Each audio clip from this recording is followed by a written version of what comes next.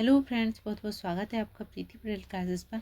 आज हम अनेक शब्दों के लिए एक शब्द पढ़ेंगे जो मोस्ट इम्पोर्टेंट है, प्रीवियस ईयर एग्ज़ाम में सारे आए हुए हैं। तो चलते हैं, हम थोड़ा सा इसके अर्थ और परिभाषा को समझ लेते हैं। थोड़ा सा इसके अर्थ और परिभाषा के बारे में हम समझ लेते हैं। हिंदी में वाक्य या वाक्यांश अथवा अनेक शब्दों के लिए जो एक शब्द प्रयोग होता है वह प्राय संस्कृत से लिया जाता है। संस्कृत से होगा, तत्सम शब्द होगा। अधिक से अधिक विचारों को अभिव्यक्त करने वाले शब्दों को समानार्थक शब्द या भाववाचक शब्द कहते हैं। यहाँ पर देखते हैं, यहाँ पर देखिए, जहाँ लोगों का मिलन हो सम्मेलन कहा जाता है उस जगह को। संख्य भाव मिश्रित अनुराग को कहते हैं प्रणय। साख्य भाव मतलब मित्रता का भाव से मिश्रित जो प्रेम होता है उसको प्रणय कहते हैं। जो कानून के विरुद्ध हो निरुद्ध या अवैध कहा जाता है। निरुद्ध, इसको याद रखिए। जिसमें संसार के प्रति मोह ना रह गया हो उसको कहते हैं वीतरागी। कुसंगति के कारण चरित्र पर दोष लगाना कलंक कहा जाता है। कुसंगति से लगा हुआ जो चरित्र पर दोष है उसको क्या कहते हैं? कलंक कहते हैं। आगे देखिए, जंगल में लगने वाली आग को दावानल कहते हैं। जो तत्काल सोचकर उत्तर दे सके उसे प्रत्युत्पन्न मति कहते हैं। एक ही समय में वर्तमान में समसामयिक कहते हैं। जो एक ही समय की जो घटना हो उसे क्या कहते हैं? समसामयिक घटना, समसामयिक घटना कहते हैं। जिसके संबंध पृथ्वी से हो उसे क्या कहते हैं? पार्थिव कहते हैं। पृथ्वी से संबंध उसको क्या कहते हैं? पार्थिव कहते हैं।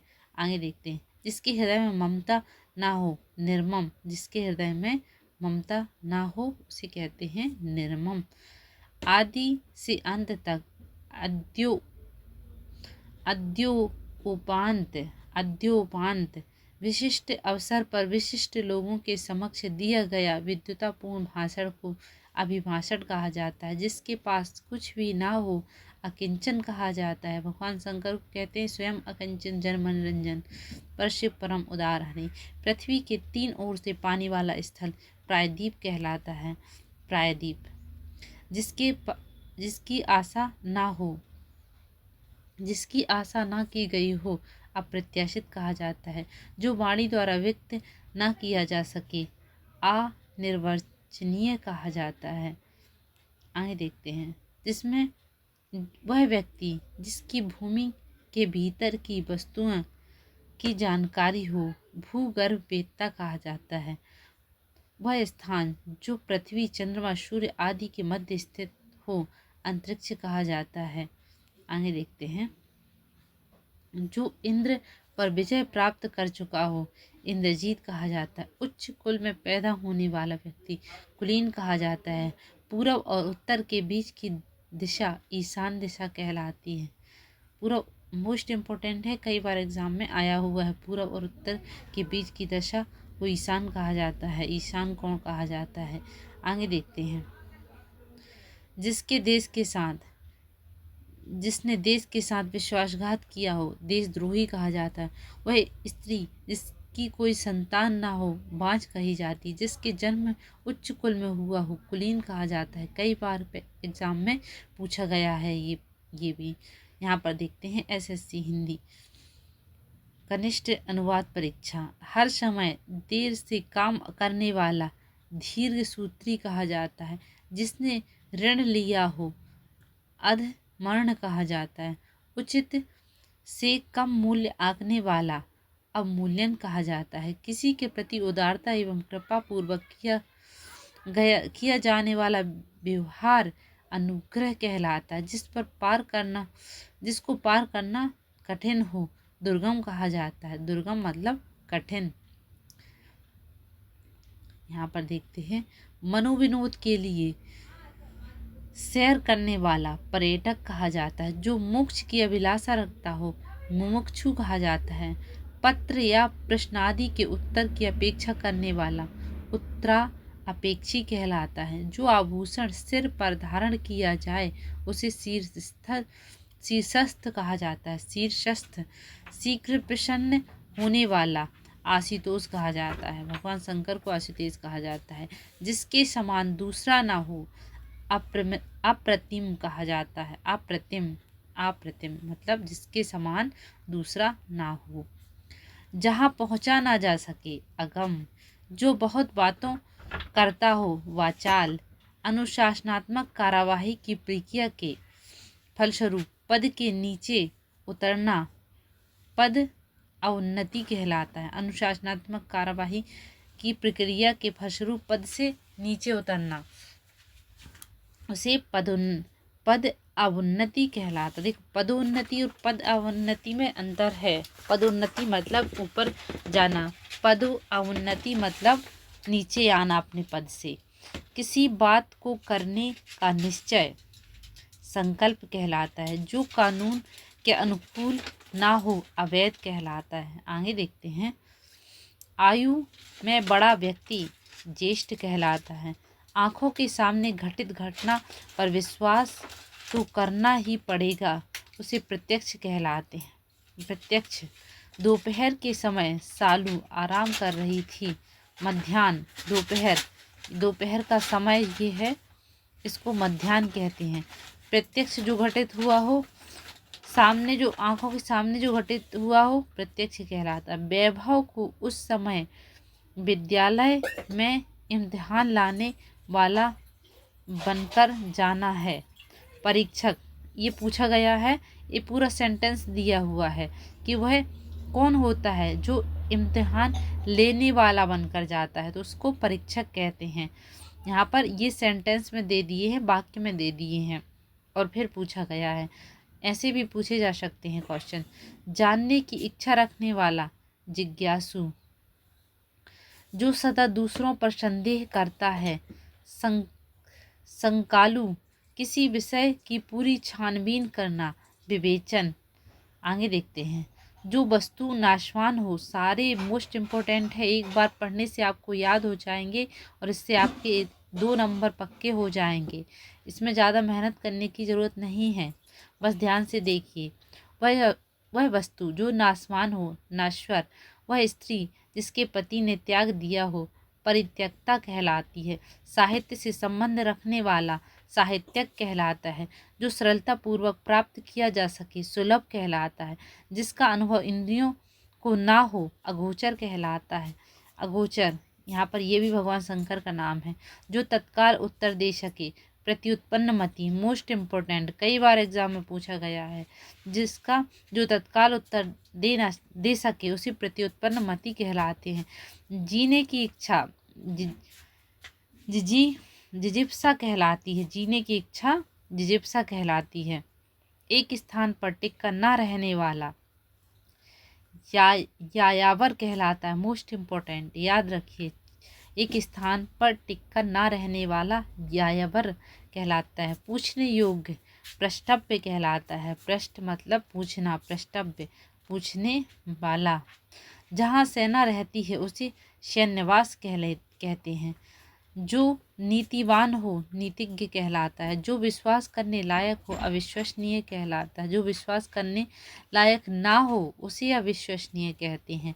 जो भवन गिर गया हो, खंडहर कहलाता है। जो ईश्वर में विश्वास रखता हो, आस्तिक कहलाता है। जिसमें उत्साह ना हो, निरुत्साही कहलाता है। जो अधिक बोलता हो, वाचाल कहलाता है। ये भी मोस्ट इम्पोर्टेंट है, वाचाल। जिसके सिर पर बाल ना हो, गंजा कहलाता है। आगे देखते हैं, फटाफट देखते हैं। आकाश को चूमने वाला गगनचुंबी। आकाश को चूमने वाला गगन। जो भेदा या तोड़ा ना जा सके, अभेद्य कहलाता है। जो कम बोलने वाला हो, मिथ्याभाषी। जिसे वेतन ना मिलता हो, अवैतनिक। जंगल में लगी हुई आग को दावानल या दावाग्नि कहलाते हैं। मोस्ट इम्पोर्टेंट, ये भी एग्जाम में कई बार पूछे गए हैं, बार बार रिपीट होते हैं। जो धरती को फोड़कर जन्मता हो, उद्भिज्ज कहलाता है। जो परायों का हित चाहता हो, परोपकारी। जो बहुत भाषाएं जानता हो, बहुभाषाविद। जो पहले कभी नहीं सुना हो, अश्रुतपूर्व। जो व्याकरण जानता हो, व्याकरणिक कहलाता है। यहाँ व्याकरणिक की वो देख लीजिए, ये स्पेलिंग मिस्टेक में भी इससे क्वेश्चन पूछे जाते हैं। जिसको क्षमा ना किया जा सके, अक्षम्य। जिसमें मुकदमा चल रहा हो। प्रतिवादी पुस्तक की हाथ से लिखी प्रति पांडुलिपि कहलाती। मोस्ट इम्पोर्टेंट 12 से 16 वर्ष की आयु की नायिका किशोरी जिसका कोई शत्रु ना हो अजात शत्रु कहलाता है। यहाँ पर देखते हैं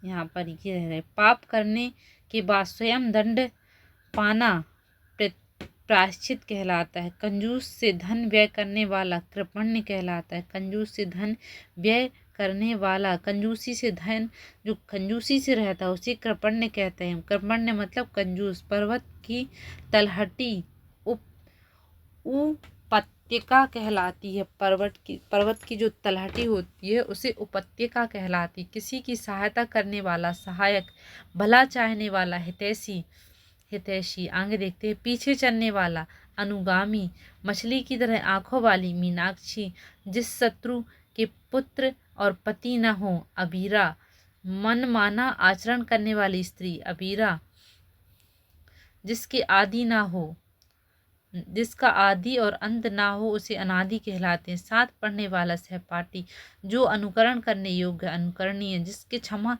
ना किया जा सके अक्षम्य। आगे देखते हैं समय की दृष्टि से अनुकूल, समयानुकूल, जिसकी गर्दन सुंदर हो सुग्रीव। किस रस का उपभोग करना, किसी रस का उपभोग करना रसस्वादन। वर्णन से परे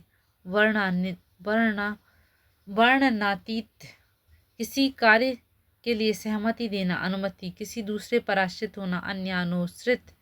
बिना घर का अनिकेत, बिना घर का भगवान शंकर का नाम है ये भी अनिकेत, जिनका घर नहीं है। बिना घर का अनिकेत, अनिकेत निकेत मतलब घर होता है, निकेतन मतलब घर होता है। अनिकेत इसको उल्टा बना देता है। हमेशा रहने वाला शाश्वत, जिसका संबंध पृथ्वी से हो पार्थिव। ये बार बार एग्जाम में पूछा गया है, इसी वजह से रिपीट हो रहा है। मोक्ष की इच्छा करने वाला मुमुक्षु, ये भी पूछा गया है, मोस्ट इम्पोर्टेंट। जिसके पास कुछ ना हो अकिंचन, अकिंचन ये भी पूछा गया है कई बार। इसी ग्रंथ में अन्य व्यक्ति द्वारा जोड़ा गया भाग छेपक कहलाता है। ये छेपक याद रखिए। थोड़ा जानने वाला अल्पज्ञ कहलाता है। जिसकी आशा ना की गई हो अप्रत्याशित, जो आंखों के सामने ना हो परोक्ष, जो किए गए उपकार को मानता हो कृतज्ञ। ये इम्पोर्टेंट है, परोक्ष और कृतज्ञ को याद रखिए आप। पुरुष एवं स्त्री का जोड़ा दंपति कहलाता। कार्य को नए ढंग से करने वाली पद्धति नवीनीकरण कहलाती है। युद्ध करने की इच्छुक, युद्ध करने की इच्छुक क्या कहलाता है? युयुत्स कहलाता है। युयुत्स आय व्यय के आंकड़ों की जांच करने वाला अंकेक्षक कहलाता है। रवि ईश्वर को ना मानने वाला मनुष्य नास्तिक कहलाता है। ईश्वर का कोई आकार ना होता है, निराकार, जो मानता है कि निराकार है। भारतीय बुरी दशा देखकर गांधी जी का मन द्रवित हो गया। द्रवित मतलब बुरी दशा को क्या कहलाता, यहाँ पर पूरा सेंटेंस ही दे दिया है। बुरी दशा मतलब दुर्दशा। ममता कम बोलती है, कम बोलती, यहाँ पर कम बोलने वाले को मिथ्याभाषी। ऐसे भी क्वेश्चन आपसे पूछे जा सकते हैं कि सीधा सेंटेंस से आपको डायरेक्ट उसके आंसर पर पहुंचना पड़े। मोक्ष की इच्छा करने वाला मुमुक्षु, जन्म जिसका जन्म पहले हुआ हो अग्रज कहलाता है। वह भाई जो अन्य माताओं से उत्पन्न हुआ हो अन्योदर कहलाता है। अन्य उदर, अन्य के उदर मतलब पेट से पैदा हुआ। जीतने की इच्छा जिज्ञासा, जिसकी भुजाएं घुटनों तक लंबी हो अजान बाहु कहलाता है। मोस्ट इम्पोर्टेंट, जो पूजा के योग्य हो पूज्य कहलाता है। आगे देखते हैं वह स्त्री जिसका पति परदेश से आने वाला है अगम्यसत पतिका कहलाती है। अगम्यसत पतिका कहलाती है। जिसका कोई शत्रु पैदा ना हुआ हो अजात शत्रु, जो किए हुए उपकार को नहीं मानता कृतज्ञ, प्राचीन आदर्श के अनुसार चलने वाली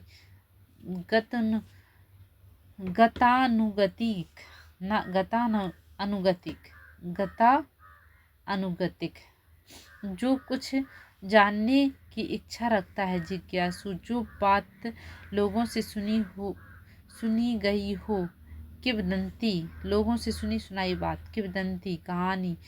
सबके समान अधिकार पर विश्वास, समाजवाद। रजोगुण वाला राजसिक कहलाता है, तमोगुण वाला तामसिक कहलाता है। जिस पर अनुग्रह किया गया हो अनुग्रह, जिसकी आशा ना की गई हो अप्रत्याशित। ये भी IMP है, इसको याद रखिए आप। अप्रत्याशित, अप्रत्याशित, जिसकी आशा ना की गई हो। जिससे में धैर्य ना हो अधीर, जो पहले कभी ना हुआ हो अभूतपूर्व। आगे देखते हैं। सरलता से प्राप्त होने वाली, सहज या सुलभ, सबको समान भाव से देखने वाली, समदर्शी। कष्ट सहकर होने वाला कार्य दुष्कर्म कहलाता है, दुष्कर कहलाता है। दुष्कर मतलब कठिन। बहुत कम बोलने वाला, मितभाषी, जिस पुरुष को स्वर्गवास हो गया हो दिवंगत कहलाता है। आकाश में विचरण करने वाला नभचर कहलाता है। दो भाषाओं को जानने वाला द्विभाषी कहलाता है। उस जिसने अवतार लिया हो ऋणी कहलाता है। जो बादल ना जा सके, जो बदला ना जा सके अपरिवर्तनीय कहलाता है। आगे देखते हैं। ये हो गया था, ये हो गया था इस तरफ। जो वेतन के बिना कार्य हो गया था, जो किसी एवजीय कार्य को कर रहा हो उसे स्थानपन्न कहलाते हैं, स्थापन्य कहलाते, स्थानपन्न। जो कुछ समय के लिए नियुक्त किया गया हो अंशकालिक कहलाता है। जो आधी अवधि तक काम करता हो अर्धकालिक कहलाता है। जो कुछ समय जो किसी अन्य व्यक्ति के स्थान पर कार्यरत हो वह स्थानपन्न कहलाते हैं। स्थान अपन्न कहलाते, जो किसी अन्य व्यक्ति के स्थान पर कार्यरत हो। वह राजकीय धन जो किसानों की सहायतार्थ दिया जाता हो सहायक कहलाता है। सहायक राशि, जिस भूमि में कुछ ना पैदा हो बंजर या ऊसर कहलाती है। ये भी इम्पोर्टेंट है, इसको आप देखिए। जीवन के अंश को लेकर लिखा गया प्रबंध काव्य खंड काव्य कहलाता है। वह स्थान जहाँ पर सर्दी गर्मी को नियंत्रित किया गया हो या याता अनुकूलित कहा जाता है। अब नेक्स्ट जो भी हैं उनको हम अगले वीडियो में सॉल्व करेंगे। ये देखिए काफ़ी ज़्यादा रह गए हैं अभी, तो कहाँ तक हमने कर लिया है थोड़ा सा पॉइंट को देख लेते हैं।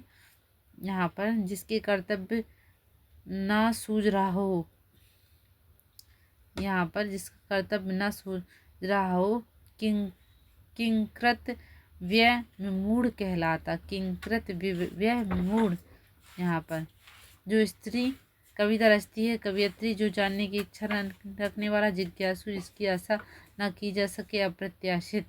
तो यहाँ से हम नेक्स्ट वीडियो में करेंगे।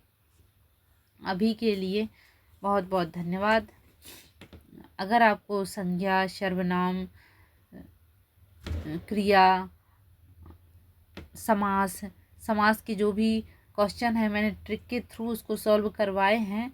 बहुत अच्छी ट्रिक बताई है, उससे आपके 99% क्वेश्चन सही हो जाएंगे। तो उसको जाकर ज़रूर देखिएगा। इसी चैनल पर वीडियो पड़ा हुआ है, आप उसको जाकर ज़रूर देखिएगा। Thank you for watching.